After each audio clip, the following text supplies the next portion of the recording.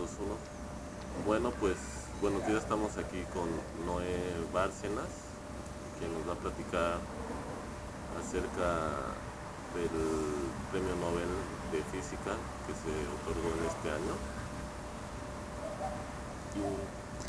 Bueno, el Premio Nobel de Física 2016 fue entregado a 3 personas en este año.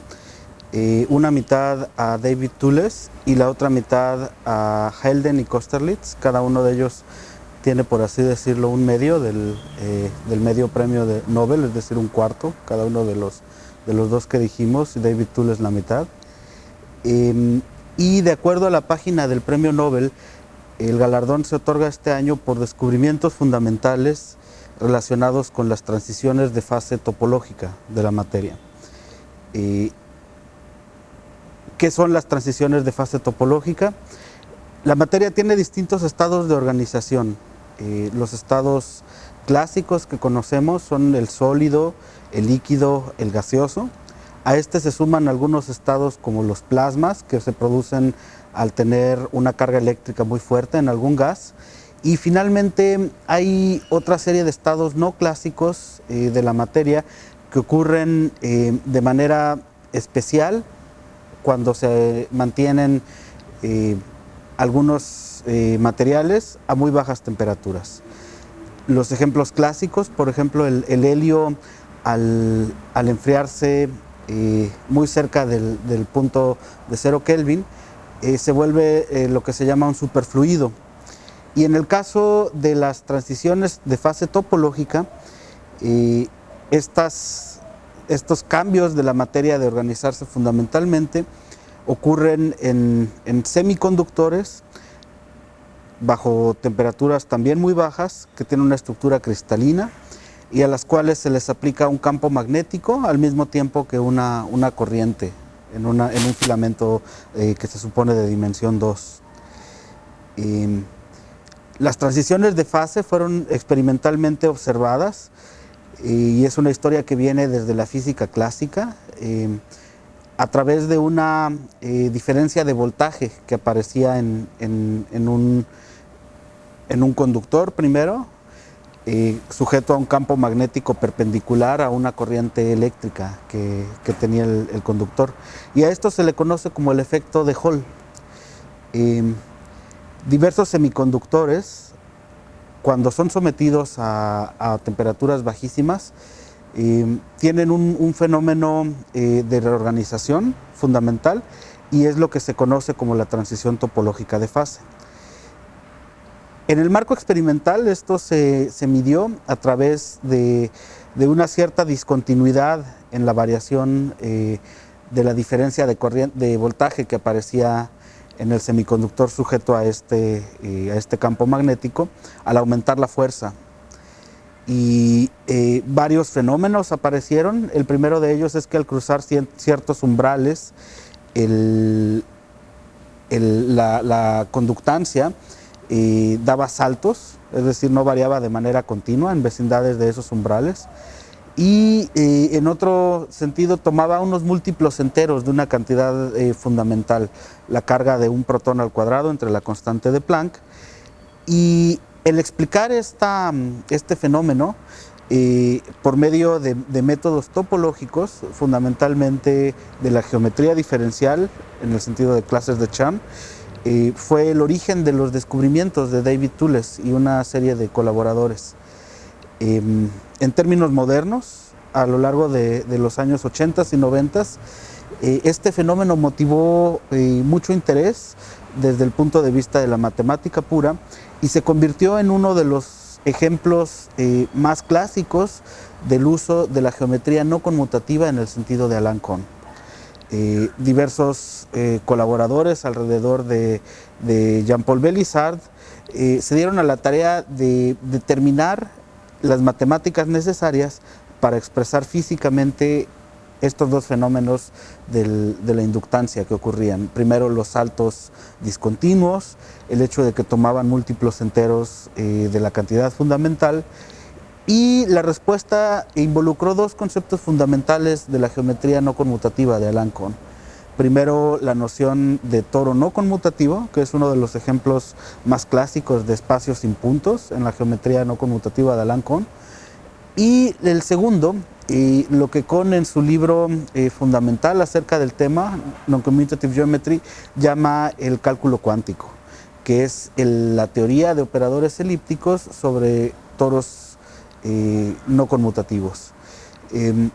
De una manera un poco sintética podemos decir que realizaron toda la geometría no conmutativa necesaria para poder interpretar la magnitud fundamental que aparecía en las mediciones experimentales como un múltiplo de una clase de Chern, básicamente.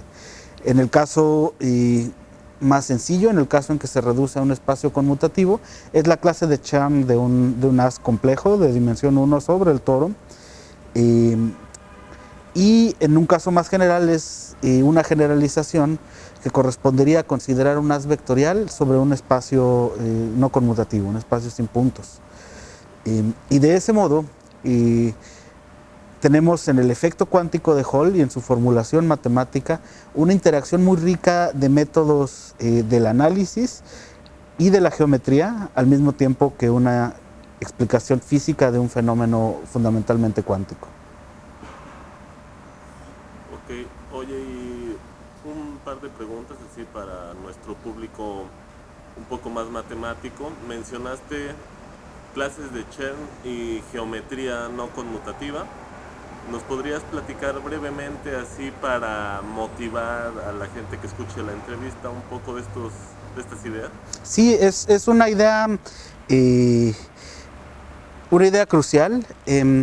Alan Kohn desarrolló la teoría de homología cíclica para álgebras C estrella en general. Y fundamentalmente desarrolló ciertos métodos para poder hacer cálculos funcionales ahí con subálgebras suaves. Y los ejemplos más importantes de estos son ejemplos de operadores de tipo diferencial, como la cohomología de de Rham. Y la contribución fundamental de Alan Kohn fue aportar la idea de que no necesariamente tenemos que quedarnos en el caso conmutativo. En la teoría de álgebras C estrella hay un paralelismo entre los métodos de la topología y de la geometría por un lado, y los métodos del análisis. Una álgebra C estrella conmutativa es, desde el punto de vista del teorema de Gelfand-Naimark, simplemente la álgebra de funciones continuas a valores complejos de un espacio. Y entonces todos los métodos que tenemos como conexiones, integración, clases características y teoría de índice, que fueron originalmente generados para espacios, K-teoría, adquieren un poder de entendimiento de otros fenómenos al ser generalizados al contexto no conmutativo. Y ese es precisamente uno de los casos en el que tenemos el haz sobre el toro y cuantizaciones de él que se vuelven simplemente proyectores en un álgebra C estrella no conmutativa. Ejemplos de esto abundan. Si alguien está interesado, la manera de acercarse a este tema, después de haber estudiado algo de análisis funcional y de geometría diferencial, es simplemente leer el capítulo del cálculo cuántico de Alan Kohn. Este es un capítulo en su libro muy clásico de geometría no conmutativa y donde aparece un resumen de la relación que encontraron con el efecto cuántico de Hall. En un sentido, los desarrollos que fundamentan matemáticamente el descubrimiento del Nobel de este año son bastante anteriores, son de los años entre 80 y 90, incluso su formulación matemática precisa. Pero el premio Nobel reconoce más bien, digamos, como el árbol de donde vino la semilla para el Nobel. Hay una interacción muy rica entre los métodos de topología y geometría en estas áreas, y matemáticamente ha producido bastantes ejemplos y desarrollos, y este año también produjo un premio Nobel, por así decirlo. Ok.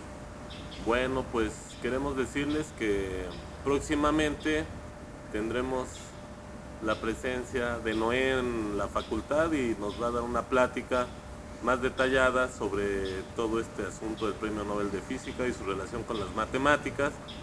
Y bueno, pues le damos las gracias. Muchas gracias a ti, Efraín. Saludos.